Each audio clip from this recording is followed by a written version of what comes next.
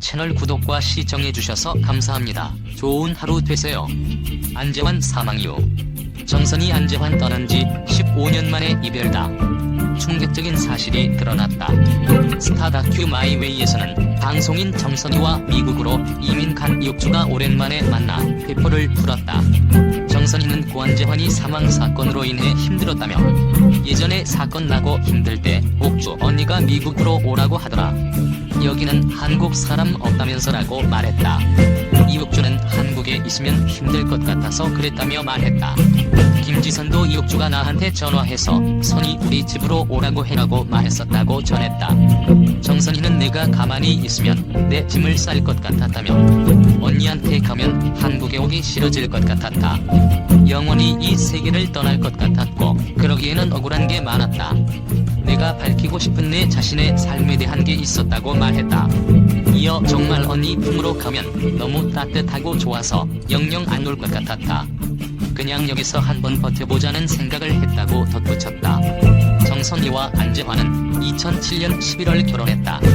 하지만 2008년 9월 안재환은 서울 노원구 하계동에 세워진 자신의 차 안에서 숨진 채로 발견됐다. 현장에서는 유서가 발견됐다. 경찰은 안재환이 사체에 시달려 극단적 선택을 한 것으로 판단하고 수사를 종결했다. 안재환은 연예기획사 설립과 영화 제작에 참여하는 등 사업을 벌였으나 자금난에 시달린 것으로 전해졌다. 2008년 1월 보증금 문제로 소송을 당하고 이 과정에서 차량의 담보로 잡히는 등 어려움을 겪기도 했다.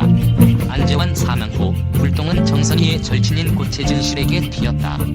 안재환 사체 중 일부가 최진실 돈이라는 루머가 돌았다. 최진실은 사이버 수사대에 이 사건을 의뢰하기도 했다. 루머 유포자는 증권사 여직원이었다. 하지만 안재환 사망 한 달 후 최진실도 극단적인 선택을 했다. 지난해 2월 정선이는 SBS 플러스 예능 프로그램 김수미의 밥은 먹고 다니냐? 에서 안재환에 대해 연애 시절에도 채무가 있었다는 걸 알고 있었다. 돈을 빌리고 갚고 하는 게 몇 차례 있었는데 불안하긴 해도 안재환을 너무 사랑했었다고 했다. 이어 오만이라면 오만인데 금전적으로 다 해결할 수 있을 거라는 자신감이 있었다. 그런데 착각이었던 것 같다며 나중에 그런 식으로 돌아올 줄 몰랐다. 누가 상상을 하겠냐.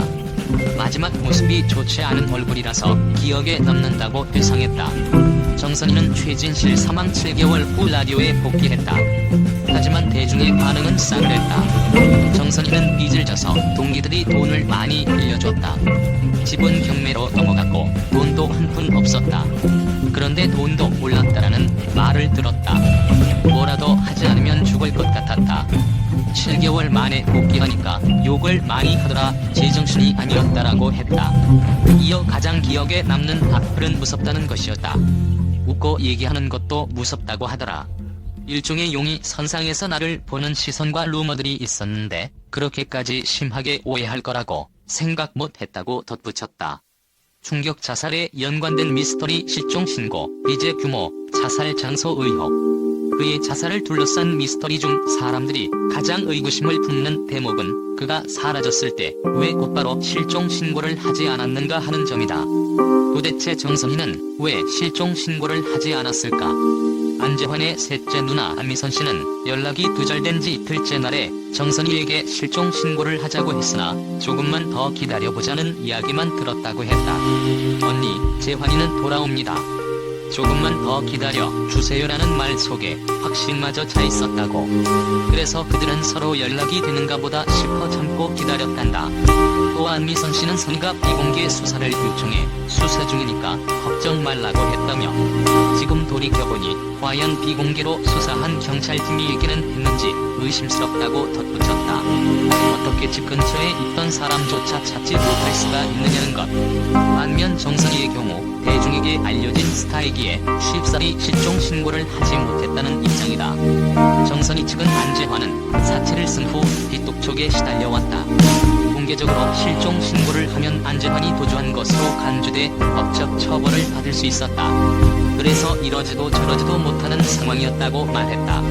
실종 신고가 그를 구할 수 있는 방법이었다면 빚은 그를 죽음으로 내몬 원인일 수 있다. 여러 지인의 말을 종합해보면 안재환은 40억 규모의 사채는 쓰지 않은 듯하다. 다만 여러 지인들에게 작게는 1,000만 원 단위부터 크게는 1억에서 2억 가까이 조금씩 빌려 돌려막기 식으로 생활해온 것으로 보인다. 한 여성 연예인은 안재환에게 남편 몰래 1억을 더 빌려줬다며 자식 말고도 안재환에게 돈을 빌려준 사람이 많을 것이라고 했다. 그 중에는 연예기획사 관계자도 있는 것으로 파악했다. 안재환이 제작 지원자로 책임을 맡았던 영화 아이싱의 촬영 중간은 안재환이 감당 못할 부담이었다. 영화 아이싱은 이미 지난 5월부터 사실상 제작이 중단됐고 그 이후 안재환은 자금을 마련하기 위해 돈을 서주했다. 고인과 동업을 하던 한 관계자는 재환이가 처음에는 돈 이야기를 하지 않고 있다가 영화가 중단되면서 후제자들에게 자금 압박을 받았던 것 같다. 웬만해서는 돈 문제를 거론하지 않던 친구가 그 당시에 힘들다는 말을 하더라고 전했다.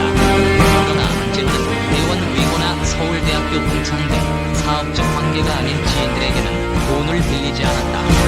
금전적 이야기를 털어놓은 그 선후배로는 이모 씨가 유일한데 이모 씨는 재환이가 운영하는 가게에 술을 사드릴 돈도 없었다. 남성용 화장품을 출시해 난국을 이겨내면서 세트까지 들고 여기저기 다녀봤지만 일 역시 순조롭지 않았다고 말했다. 안재환이 왜 서울 강북구 도계동에서 죽음을 맞았는지에 대해서도 궁금증이 일었다. 취재 결과 정선이의 친정집에 있는 중계동과 사고 현장에 언덕 하나를 넘으면 되는 지척물이다. 정선이와 여러 고민을 토로하다 신경의 변화를 일으킨 게 아니겠느냐는 추측이 제기되고 있다. 채널 구독과 시청해주셔서 감사합니다. 좋은 하루 되세요.